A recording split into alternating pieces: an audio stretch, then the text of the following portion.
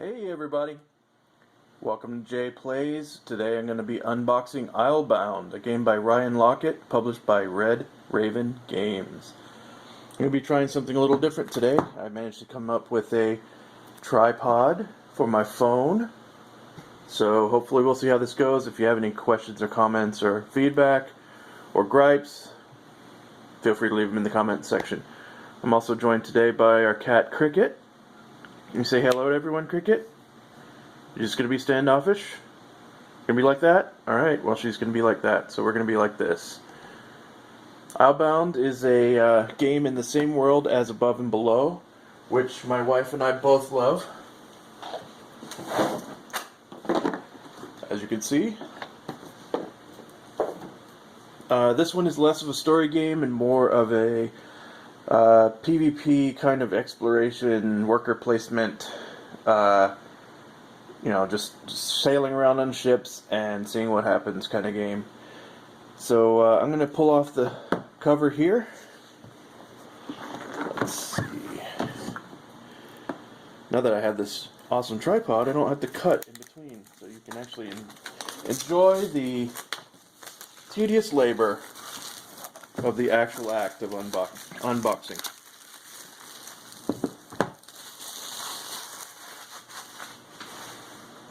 So here we are. Let's take a look at the back. You can see that the Islebound board is this series of smaller boards, which we'll see inside. You have your player boards. You'll have little standees of the ships. These are your little crewmates and characters that you get. You'll recognize those from Above and Below if you've ever played it. If you haven't played Above and Below, play it now. I'm going to see about doing a playthrough of it in the near future, but for now you'll just have to go without understanding the awesomeness of these charming little dudes. We have also some sea creatures. That's cool. Various things. It's for 2 to 4 players, ages 13 and up. Should take 90 minutes to play, but that's always a lie. Alright, so let's take a look inside the box. Here we have the Islebound Rulebook. Take a look here. The art on these Red Raven games is ridiculously good. It's Ryan Laukat. He designs the game, he does the artwork, does the graphic design. He's got a small team of people that help him, but he's the auteur for this series of games. You can see how the board's going to be put together with your little seaport. You have the, I guess, the city board here, and we'll see all this stuff in close-up. But I mean, this is a nice book. It's nice quality paper. Got a legend of symbols on the back, which is always helpful for a Ryan Laukat game. Ooh, nice. Nice thick cardboard player shipboard. I wasn't expecting this to be such high quality cardboard. I was expecting almost more like poster board, but very cool. You can see your ship. You got above deck, below deck where your dudes rest. You got your cargo area. You can only have 10 fish or wood or any combination thereof in here. This is how fast you can move. You'll put a little marker on there, and that'll go up and down as you play.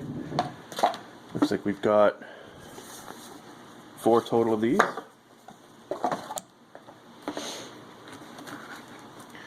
Here's our punch-out boards with the little ship boards. One of them has come out already, so let's take a look at it.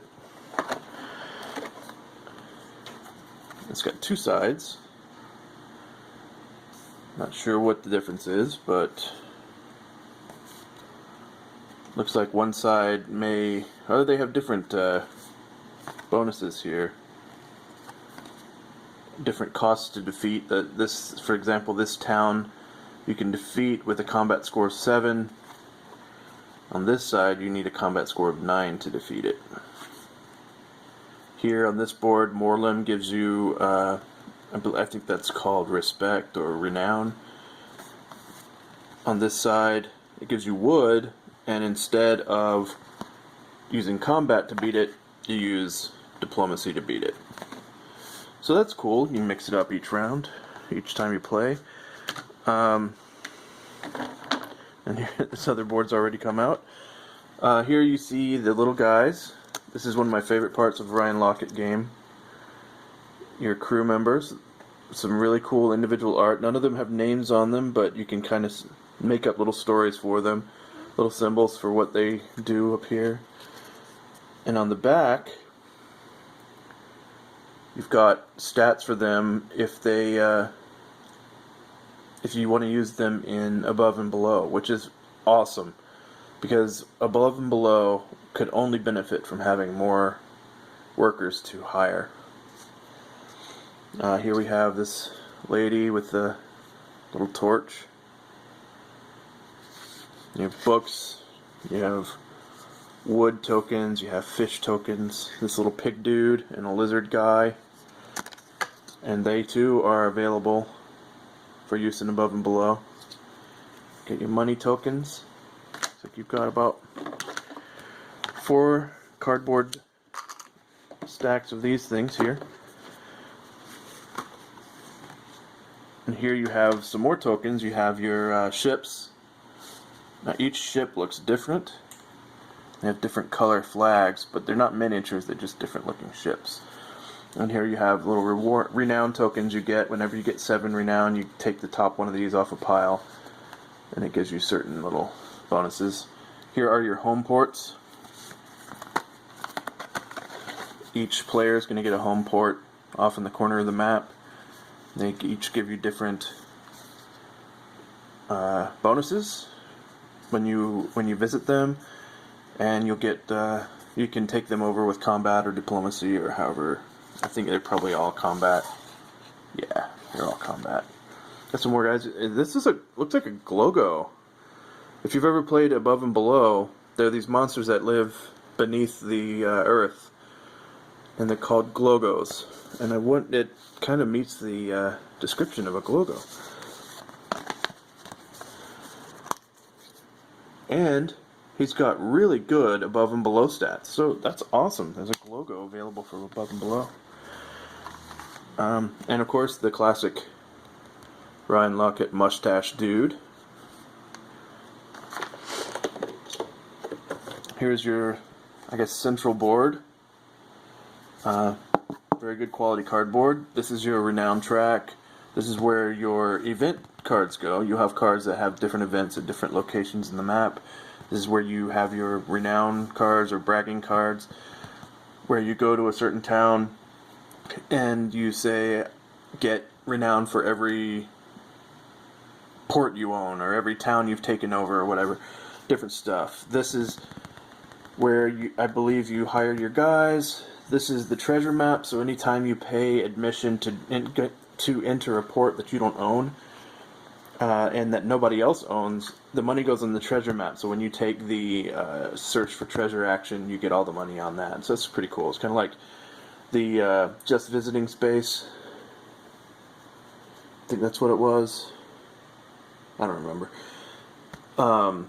In Monopoly, which is a ridiculous game, but there you go. This is your renown track or influence track. You'll accumulate points on this, and then you'll spend them to use diplomacy to take over cities. Ooh, here we have pretty blue dice. Very nice. We have a stack of pirates, and I assume the serpents are in there as well. These guys are what are going to help you succeed in combat checks. You have dice up here. If you roll a 1, you get 1 point of combat. If you roll a 4, you get 2 points of combat. Let's see if I can get in here and check out the serpents. Yep, there's a serpent right there. So serpents have better stats than the pirates. They're also probably a bit harder to get. But they're all mixed in here, which is super convenient for everyone. And there is Icor or Icar or however you want to pronounce that. He's a special sea serpent you can get from a specific event, and he's super awesome. So those are cool. These are not playable in above and below, but that's fine. They're all the same for the most part. Here we have houses that you build. You can either pay this much gold, or you can go to a specific spot on the map and you can pay these resources instead to build it. So 2 wood and 2 fish will build you this tool shop. And at the end of the game, if you own Stratic, you get +3 renown points. So I was going to see if I can open this and show you some houses.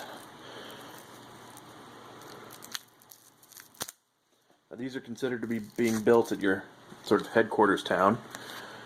So this one, pay less money when you build a building. It's a construction yard. You get +1 sea serpent when you visit Borsum if you have serpent breeder. When you gain a intelligence or book token or whatever, you get +1 renown from the library. School of War gives you a +1 pirate when you gain a book.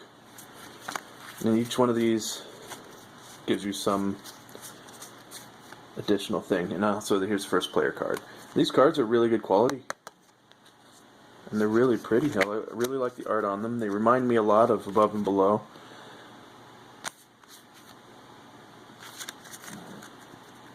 Very nice. Here, I believe these would be the bragging and event cards. Let's see if I can't get them open. Peel them off. Okay, so we have player aid cards, which is always nice. These are the event cards with the little waves on the back. You can see here, if you go to Morlem, you meet Thinbeard, a noted scholar and historian. I'm searching for the ancient book of snails, he says.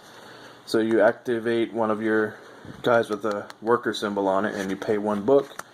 You get 3 influence tokens on that board, and you get this card. And then here's these ones with the trumpet are bragging. So you go to that town, you brag of your crew, and let's see. I believe when you brag, now I could be wrong, but when you brag, the caption I'm sure will correct me. You get 1 renown, and then everyone gets this box here, which is 1 renown per ready crewman.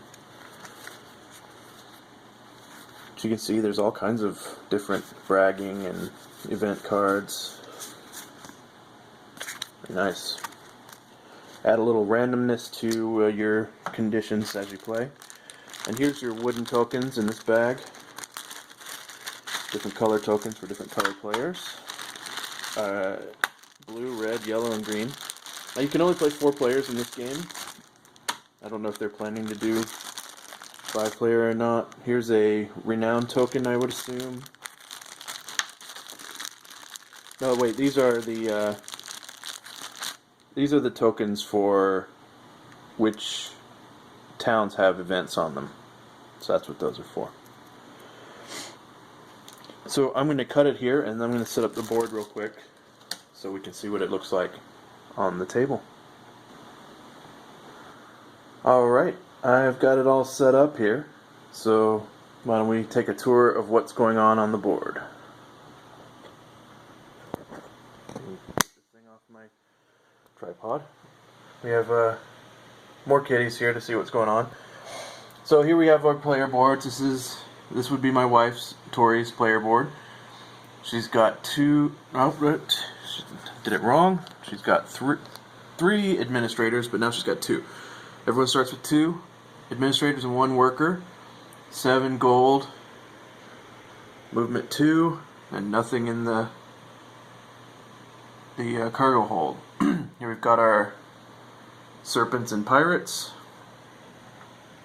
There's my wife's ship on the port of Crimsica, and that'll be her home port. Got a little blue marker there, that means that she's there. She pretty much always plays blue when we play games, so you can see the various little areas here. Now when you see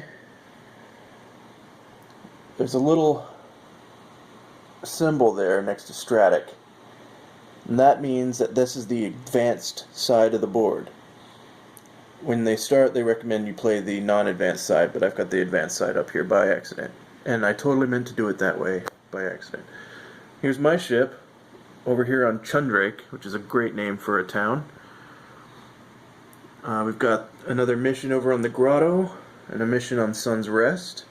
And you can see here on the board, there's our encounters right there. Next to them are the bragging cards, which you can do if you go visit Farwold.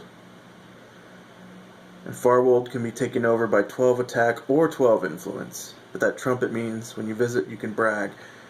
And you get either wood or fish. So each round you have to move one space. And you can move up to your movement. Most of us start at 2. Here's my board. I've chosen Mustache Guy and Fish Dude, and then, Pirate Lady. When we play, we usually give them names and little backstories based on their faces and stuff. The cool thing about Ryan Laukat is his pictures of people. They have so much personality that you can easily come up with a story as to why, Joe the Mustache Guy, the Frog Guy, and this Pirate Lady hooked up on a boat, and why they're seeking fame and fortune. We did it in Above and Below. It's a lot of fun. Adds a story dimension to the game. And then when they exhaust, they go down here below deck. When they get injured, I'd turn them sideways. I said flip them over, but that's just the Above and Below side. So I guess when they get tired and injured, they disappear to Above and Below, where they go and fight things and get hoodwinked by famous vigilantes. So that's kind of it. Over here we have our various trackers and board. This is where you hire guys. If you want to hire these two, it's going to cost you a gold, but this guy's free. And when you hire them, the next guy comes in and they get pushed over. Here's your treasure map. Here's your bragging cards. There's your encounter cards. Up here is your renown map. So as you get renown, you go up. When you get 7, you take one of these, go back to the beginning, and when you have this one, for example, will give you 2 books, 2 resources that are books. And you keep it for the rest of the game, and at the end of the game it's worth 7 points. Here I didn't really sort these out very well, but these are your various resources. Books, wood, and fish, and these are nice big weighty tokens.